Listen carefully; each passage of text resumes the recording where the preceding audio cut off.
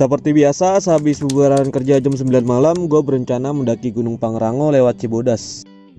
Yang ikut kali ini ada Putri yang sempat nanjak bareng Gunung Gede kemarin, dan juga teman masa kecil gue, Sigit dan Raka. Untuk Sigit dan Raka, dia menuju basecamp Cibodas menggunakan kendaraan umum. Jadi kita janjian di warung-warung basecamp Cibodas kala itu. Sesampainya di basecamp Cibodas sudah jam 1 pagi. Jadi kita sempetin tidur bentaran karena abis azan subuh kita akan mulai mendaki. Oh ya, untuk masuk kita dibantu oleh Kang Hendrik, pemilik warung tempat kita istirahat. Subuh pun datang. Setelah packing ulang bawaan dan logistik, kita sempatkan berdoa dahulu. Suasana lumayan dingin kala itu. Selesai berdoa, kita sempetin beli sarapan di salah satu warung. Akhirnya kita realisasi nanjak bareng. Sekian lama banyak rencana, akhirnya kejadian juga. Putri Simar Mata. Sekarang balik lagi ke Pangrango. Setelahnya kita jalan lagi menuju basecamp Simaksi Gunung Gede Pangrango via Cibodas. Trek masih aspal dan setelah masuk gerbang kita langsung dites dengan tangga berbatu. Basecamp kala itu masih sepi. Oh iya, untuk Simaksi sebenarnya kita bisa daftar online. Tapi karena gue tahu di sini banyak calonnya, jadi ya gue pakai calo biar nggak ribet. Cuma jangan dicontoh ya, soalnya resiko ditanggung sendiri kalau pakai calo. Ya udah, kita lanjut jalan menuju Telaga Biru. Trek menuju Telaga Biru masih didominasi tangga berbatu dengan vegetasi yang sangat terimbun. Sumpah seger banget udaranya. Kita lagi jalan dari basecamp menuju pos 1 ya. Ada pos 1 nggak sih? Ada sih kayaknya. Pos 1 Telaga Biru. Kita ini lewat Cibodas, bukan lewat Putri. Kan kemarin ke Gede udah lewat Putri. Sekarang nyobain ke Cibodas. Ayo Putri, semangat. Kemarin di Putri paling getol nih tenaganya. Sekitar 45 menit berjalan kita sampai di Telaga Biru. Kita sempatkan foto-foto dulu di sini. Pemandangannya bagus men. Di Telaga Biru juga terdapat satu shelter. Setelahnya kita jalan lagi. Trek dan vegetasi masih sama.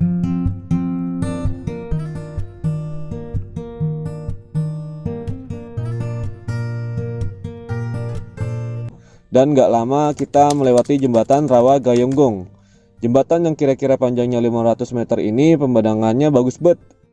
Ya pasti kita sempatkan foto-foto dulu men. Jembatan ini terbuat dari susunan beton yang jalurnya landai abis. Vegetasi cukup terbuka dan pemandangan langsung kelihatan puncak Pangrango cuy. Masih jauh bet. Lanjut jalan, gak lama kita sampai di pertigaan Panjangcangan. Pos Panjangcangan ini perbatasan buat yang mau wisata ke air terjun Ciberem dan mendaki Gede Pangrango. Kalau ke kanan ke air terjun, ke kiri ke Gede Pangrango.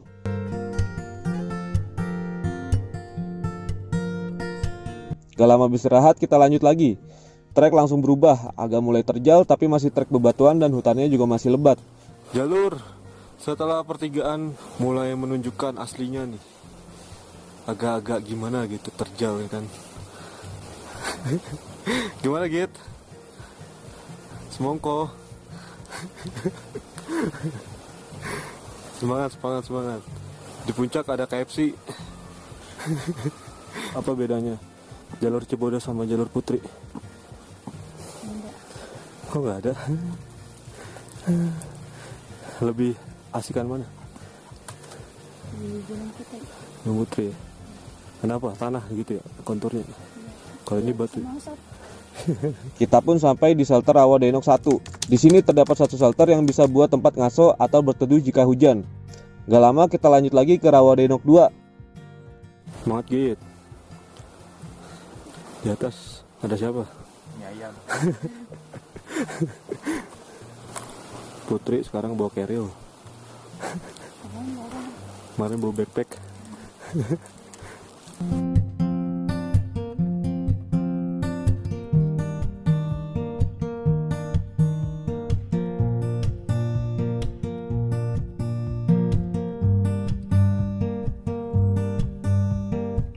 Di Rawa Denok 2 mirip dengan Rawa Denok 1. Terdapat satu shelter tapi dengan kursi yang melingkar.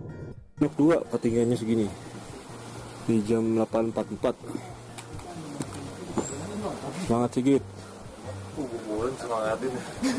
Semangat Putri. Semangat Raka. Kita lanjut lagi dan kita sampai di Batu Kuku 1. Sampai di shelter Batu Kuku 1. agak jauh sih dari tadi Rawadenok.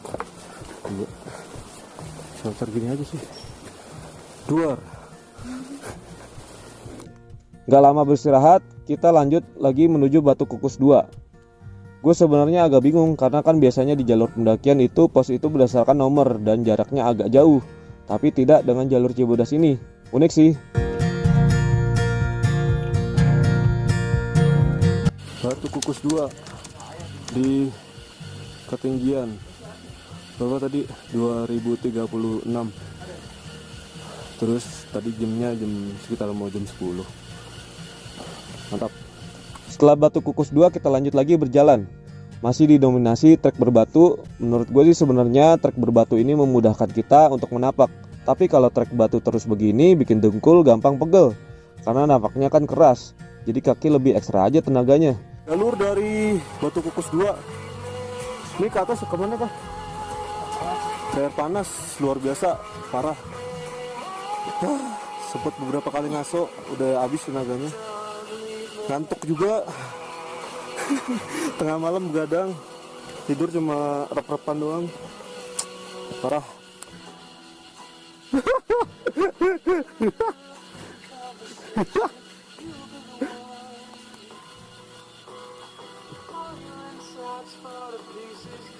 Enak pakai kacamata.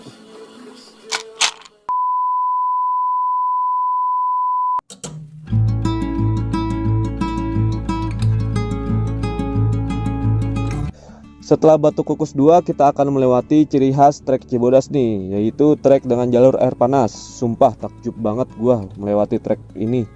Cuaca dingin dan bercampur hangatnya air ini bikin asap yang kayak kabut gitu. Tapi kalau lewat sini kudu hati-hati, selain treknya licin, ini pijakannya cuma batu-batu setapak yang kadang goyang kalau dipijak. Udah gitu bawahnya langsung jurang, tapi di sini ada tali webbingnya, jadi bisa nih buat pegangan biar nggak jatuh. Karena kalau jatuh ngerinya lu nyelip ke jurangnya, pokoknya mesti hati-hati banget. Gak lama setelah itu kita sampai di pos air panas.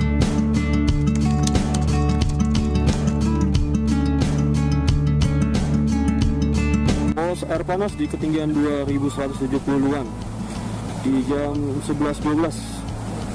Gimana tay rasanya kan? Makanannya enak. Enak-enakin ya. Habis gak ada lagi. Udah lapar. Dan tadi coy dari Rawadenok perut gua bunyi. Luar. Makan dulu. Nasi pakai lace. Setelah lumayan keisi nih perut, kita lanjut lagi. Treknya agak ada tanah-tanahnya. Lumayan rindu sih nginjek trek tanah setelah batu mulu dari tadi. Tapi nggak lama ya batu lagi, batu lagi.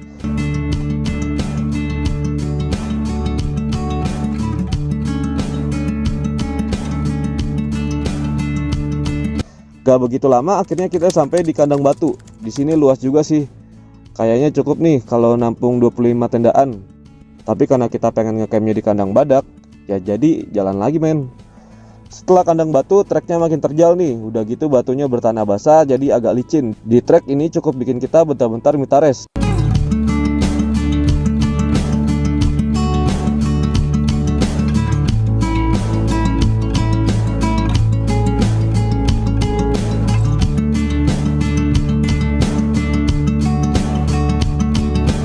Dan akhirnya sampai juga kita di kandang badak. Area campnya cukup luas men, bisa muat 50 tenda lebih kali ini.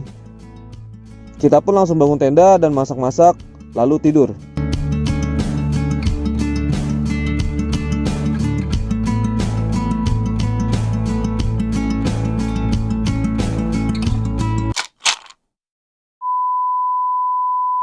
Tenda hijau berkibar lagi cuy. Keesokan harinya setelah puas tidur kita pun bangun pagi untuk summit. Kita akan lagi summit ke Mandalawangi, enggak? Puncak kayak Pangrango. Bismillah lah, semoga diberi kelancaran. Amin. Sebelum summit kita sempatkan dahulu berdoa men, biar selamat dan aman. Berdoa mulai.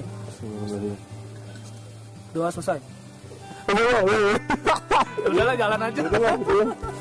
Berjalan gak jauh dari tenda, kita nanti bertemu persimpangan.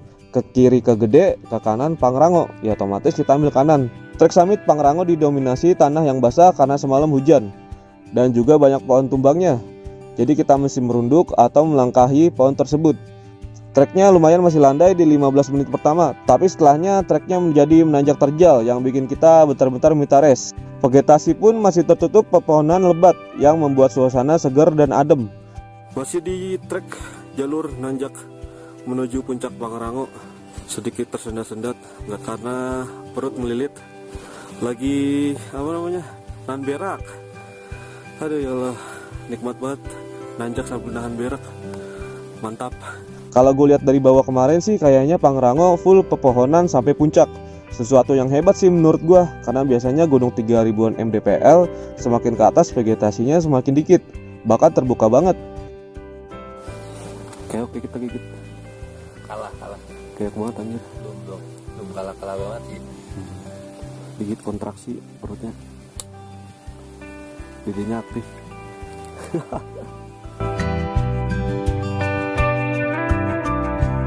Dumpung bukan kayu. Gimana rasanya? Seperti menjadi Iron Man. Kayak kebentuk kayak yang ketawa gitu.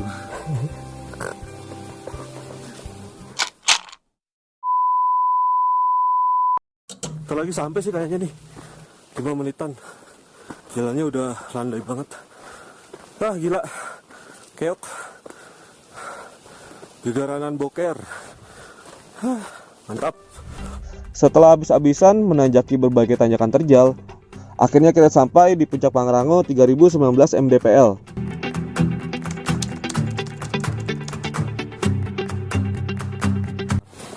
Di belakang cuy, monumen Pangrango 3019. Akhirnya gue bisa kesini. Mantap. Gede udah, Pangrango udah. Apalagi berikutnya? Komen ya di bawah, asik.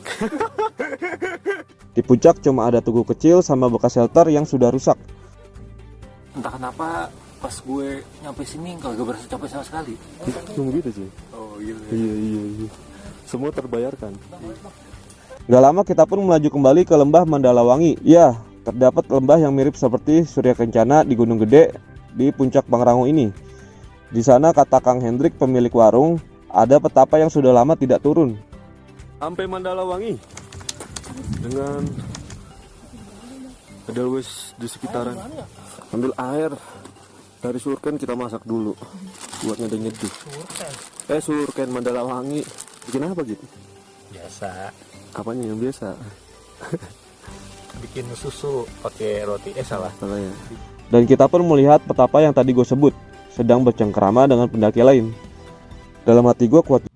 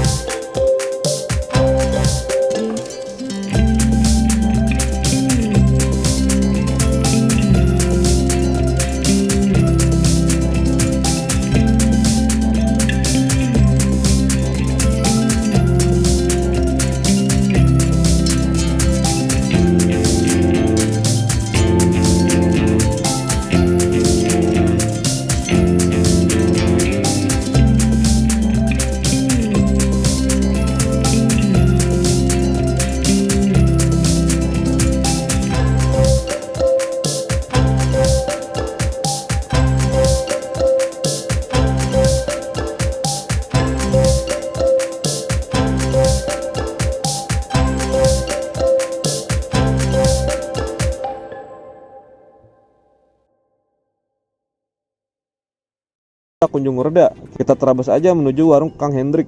Kita sempetin isi perut di warung. Sampai warung Kang Hendrik kita langsung packing karena Raka dan Sigit naik bus. Jadi kita bergegas, takutnya busnya habis yang menuju Jakarta. Untuk gua sama Putri pulangnya naik motor dan sampailah di Jakarta kembali tengah malam. Sumpah ngantuk banget ini.